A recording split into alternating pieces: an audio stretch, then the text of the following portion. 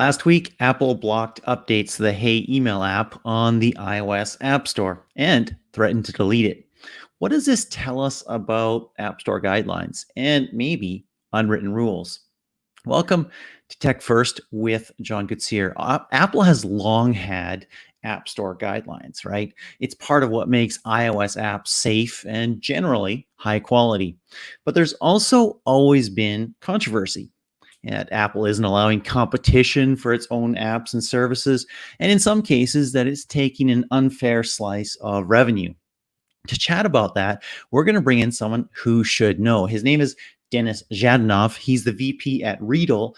They have 7 top 30 apps in their categories at the App Store, including the Spark email app. Welcome, Denis. Hello, John. Thank you for having me here. Wonderful. How are you doing? Very good. Very good. Thriving, I guess. Excellent. Glad you could join us here. Hey, Apple's been accused of making life difficult for some apps that compete with its own services. And of course, some apps hate Apple's 30% cut. Spotify has complained, for example. What's your perspective? Well, I might be biased here, but I do believe, first of all, that the App Store ecosystem is a tremendous and phenomenal place for developers from all the different locations in the world to create something amazing and distribute that like through to 1.5 billion devices. And this was the case for us and how they changed our lives. Speaking of guidelines, I do believe that the guidelines were created some time ago, and the variety and the whole breadth of whole different levels of the business models on how and different products. So the guidelines are sometimes not catching up with those different business models. And having that public conversation and this kind of outcries, if you like, would affect and would result in this conversation with Apple consumers and developers. And I believe this is very helpful for building a better ecosystem. Yeah, I can see that. It's also very painful, especially for Apple and other developers who are caught in the middle. But when some of the developers are very, very high profile people, as they were with the Hey email app, which of course is by Basecamp, which has a huge following, and its founders and leaders are massively influential on social. What was Apple's key problem with the Hey email app? The way I see that is that, as Phil Schiller stated, that was an interview with Matthew Panzarino at TechCrunch. He said that the main problem of that is that when a user comes to the App Store, he or she gets the app, and then he or she cannot use the app, and that's the problem. And fundamentally, I would agree with that, because I've heard many times of how my friends would create an app that doesn't do much, except you log in, and they won't Apple won't let them in the App Store. Interesting. I mean, I did post one article on Forbes about there's a lot of apps that, for instance, come along with an IoT or smart home device or something like that. And you can download the app anytime. And of course, it's absolutely useless without the hardware. It's a little bit of a niche situation, but there are thousands of apps like that as well. So that was at least, I thought, one example where Phil Schiller, Apple's SVP of global marketing, was perhaps wrong in what he said in terms of, hey, an app should have functionality immediately out of the box. How did you avoid that with Spark? Because of course you've got Spark email. It's a paid service. It's a different way. It's a reimagining of how email works, especially for iOS and Mac. How did you avoid it? So let me correct you that it's not a paid service. So we use Spark as a free email client. So we don't have the service. So it's just a client which you can connect all your different inboxes, whether you're using iCloud or Exchange or Outlook or Yahoo or Gmail, all in one place, and that will kind of have the unified inbox with a different experience. So that was free for a couple of years, and then we've added to this complementary collaboration service for teams. So for example, if you do have a team, you can create email together, or you can delegate email to somebody who should take care of that from your inbox. And for that, we have introduced the paid options. And we were looking for the best solution, and we looked around, and we saw that what Slack does. So we kind of follow the model where you can basically go and buy the subscription for the team on our website. And Yes. Apple was fine with that, except I think the review team has told us to remove all the links from within the app that would lead us to the payments page. And they had no problems with that. Yes. Yes. Okay. So sort of similar to where a Kindle situation might have been a few years ago, where you could buy a book on Amazon, but you couldn't buy it in the app, and they couldn't link out to a place where you could buy it. So talk to us about the Apple 30% cut of app revenues. Do you feel that that's fair? Are there places where that maybe that isn't so fair? Maybe a Spotify, maybe a Netflix, or do you think that should be a sliding scale in the future? Well, as entrepreneurs, I'd love to, of course, to pay less. And Yeah. if we bring 30% to like 10% or 5%, that means like X amount of millions of dollars to our company. Of course, I would love that. Do I believe 30% is fair for the ecosystem that Apple has created and curates and gives you an opportunity to market to 1.5 billion people? I'd say so, because Google does the same. It's not Apple, right? So I think there must be done some kind of research on in other industries how much the gatekeepers like Apple or Google are charging. Well, for the first year, it's usually 30%, right? And for the second year, if you're subscription based, you'll pay 15% of that. I do believe that's fine for some businesses, for example, where the margins are super high, like, for example, ourselves. When it comes to Spotify, right, it just makes or breaks their business. Yes. Well, I totally see why this is happening. And that's it's hard. And maybe having a different percentage there would allow different kind of models and businesses to thrive on the platform. So let's see how this whole antitrust. Yes, exactly. I mean, EU has opened some antitrust investigations into Apple. No word on where they're headed or where that'll go. Obviously, that'll take months to develop.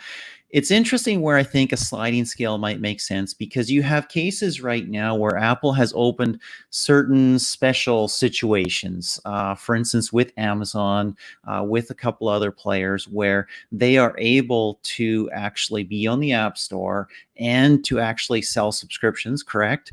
But not pay that percentage. Can you give me examples for that? The Amazon? Something else? Amazon just got a special exemption from Apple, and Mhm. there's Canal Plus has it as well. Other streaming providers, apparently, there's been this program which has not been that well known and documented, that basically large streamers can get into the iOS App Store and have not had to pay the subscription fee. So that was actually, the story was breaking probably about a month and a half ago or so. I talked about it a little bit as well. And so then my perception of that is that if you're big enough, and Apple actually needs you on the platform, then there's a way around the rules. But we can talk about that a little bit later as well. I mean, the other interesting point that you brought up was the antitrust one, right, around the EU. And is Apple characterizable as a monopoly on its own platform, in spite of the fact that, of course, it's a minority mobile operating system? Any thoughts on that? That's a very good question, and it's that provocative. So what I see, Apple has lately been doing a lot of progress to adjust and accept and welcome other apps that might be competitive with their native apps. And we all seen the news that are quite exciting for us as well. 2 days ago at WWDC, they've announced that you can set up email and browser apps as default apps on your iOS devices, which is a big deal. And that's definitely like a nod to antitrust. I think Apple has renewed their App Store page description about competitiveness of apps, and that's of course also has to do with antitrust. We, as an email client, And also not just the email client, because we have a whole variety of productivity apps. Of course, as you know, the Scanner Pro that they introduced as a part of iOS 11 or 12, I believe. I guess it was 11. Then we do have the Documents app, which was the first file manager, and then they've introduced Files app later on. All our apps that are competing with them are usually featured in different segments on the App Store. So Apple is I think trying to promote third-party alternatives to their native apps, and I've seen this happening all across the apps of the last year for sure. And it's not just us; it's also like any camera apps or music providers, or you take it, any kind of a big competition to their native apps. And of course, I think that's coming from the top of the company, right? And speaking of antitrust, I think Apple is accounted for about 8% of smartphones, something like that. I think we know that better. And is this a monopoly of a smartphone? No. Is it a monopoly of the App Store? Yes. Is this a problem? Maybe, because some companies like Spotify cannot build a sustainable business model. But I do believe that Apple is generally trying to find a better way for everybody. And with us, for example, they've been very supportive. Like all these last years, we've got great relations with them, and they really try to support our business and help us grow. So I think that's happening not just with us, but this is like the push that's happening from Apple developer relations teams and App Store business teams, and I'm seeing that across the board. Well, it is really interesting because, of course, in terms of market share for smartphones, you can't call it any close to a monopoly.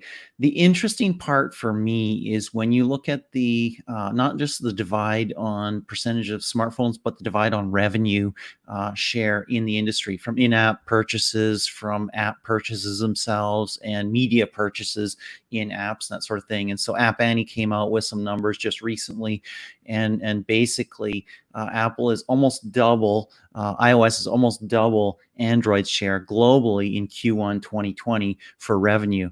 The interesting thing for me is that Apple, just before this antitrust thing kicked off and WWDC, released that major report about a week ago saying, hey, here's the whole ecosystem impact of iOS, and it's massive, and we're actually only capturing a small slice of that.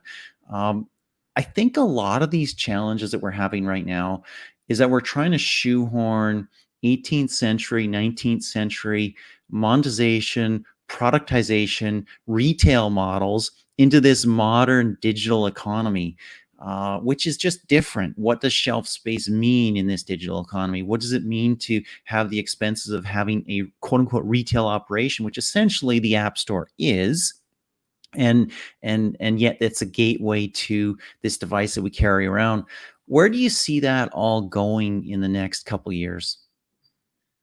That is a very good question. I think fundamentally, if there is a way to find a different way, that would be very interesting. I don't have a solution that will cater to all of the audiences and all of the companies, but I'd love to hear what you think on that. And I don't think that in the next couple of years we'll see a fundamental change in that, both on the Apple Store and Google Play. But it's very interesting, and I think it's after this outcry and the the amount of press and conversations, I think more people will be thinking about that, and we might see good ideas and solutions. And if you have any, please do share. How do we rethink this whole retail shelf place, right? Because what we witnessed since, if you guys don't know, we've been on the App Store literally since day 1 or 2, back in 2008. And we've built a sizable business around that, never raised any capital from anyone, and built. What was your very first app, by the way? It was called Readle Docs. So the Readle Docs was the first file manager on the iPhone. So you can carry around your PDFs, your books, your images, your video. And now this Readle Docs has become Documents. And this is like the most popular app that we have, with millions of users. Dennis, this is amazing. I mean, you were on the App Store on like day 1 or day 2, and it wasn't a fart app. It was a real app with real capability. Yeah. We're focusing on things that are useful, I guess. That's a good thing. Not everybody is. So yeah, so I was saying that basically rethinking the whole model around that, the shelf space, and it was more of a discovery platform. So back in the day, people would go in the App Store and think, wow, like let's see what's there. Let's discover new stuff. Let's see how I can supercharge my phone. Right now, it has transformed into a distribution model. It's not about discovery anymore. I mean, some part of it is a discovery, of course, but mostly the majority of the downloads is distribution, and mostly we see those big brands like Facebook, Google, or Microsoft, or chat apps, or right now it's Zoom, right, and Skype, being just distributed to the end users. Yeah. So can that model be changed to better reflect this change of the whole ecosystem and how people use their devices? Possibly, but I don't have a solution at this point. It is really interesting. It is a challenging problem. Apple, of course, as being Apple, has chosen a vertical integration model and a controlled model, and that's resulted in a more secure, a more moderated, a more, let's say, tame ecosystem, and a safe ecosystem. Google, of course, has not just that model, but also kind of a side load model, which you can do on Android, right? With some challenges or some big warnings or anything like that. And that's resulted in an ecosystem which, hey, it's vibrant and growing and amazing as well, but there are a few more challenges there. I don't have the solution necessarily, but in and around your point around, hey, initially it was discovery, and Apple tried to reignite that a couple iOS versions ago with the reimagining of the App Store. And now it's distribution, which means, sure, that's distribution, but you got to do your own sales. You got to do your own marketing. You got to do your own work to get people interested and excited in your app. And that's just the place where they get it. And actually, that might be an interesting key, because if it once was discovery and now it's distribution, you pay more for discovery than you pay for distribution, right? The store gets more percentage of your money than the warehouse, right? Yeah. And so that might be interesting. Anyways, I've got you on Tech First. I have to give you the Tech First 10 in 5, the 10 questions, 5 minutes, all about tech. Are you ready? Okay, let's go. Let's do it. Awesome. Favorite piece of tech gear in your house? That's my new LG TV. I didn't have a TV in like 15 years, and now I have it, and now I can watch something good. Wow, now you've got a big screen on the wall. Awesome. Can't do without it tech that you wear? Apple Watch. Apple Watch? Okay, excellent. This is a stupid one, but I have to ask it. I ask it everybody. Android or iOS? iOS. Okay, interesting. I'm going to guess you've also got an Android somewhere. You're going to need it for testing of the stuff like that and see what's going on. And like we have like 10 or 15 of them to test Spark for Android. Exactly. EV or gas? Electric vehicle or gas? You got me there, John. EV, of course, but then I do have to have the long range. That's why I still have the gas one to drive from Kyiv to Odessa. Yep. And once the EV gets this range, I'm going to switch to EV for sure. Excellent, excellent. I'm in the same scenario. I have both right now as well. This one is probably a given, knowing you and where you develop. Mac or Windows? Mac, but we are actually excited about Windows. We're getting Spark for desktop for Windows, and that's going to be, we expect this to be a massive growth of users. Interesting. Okay. This is a tough one. Make sure you have the right answer. GIF or GIF? GIF. Oh, it's the wrong answer. No, why? Because it's not giraffics, but it's all good. You are entitled to your own position, even if it's wrong. No worries. Favorite guilty pleasure app? Instagram. Instagram. Okay. Okay. Excellent. Haven't graduated to TikTok yet.